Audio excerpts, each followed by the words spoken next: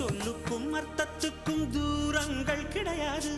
சொல்லாத காதல் எல்லாம் சொர்க்கத்தில் சேராது.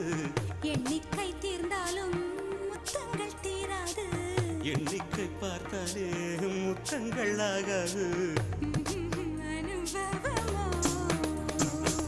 என் வீட்டு தோட்டத்தில் பூவெல்லாம் கேட்டுப்பார். என் வீட்டு ஜன்னல் கம்பி எல்லாமே கேட்டுப்பார்.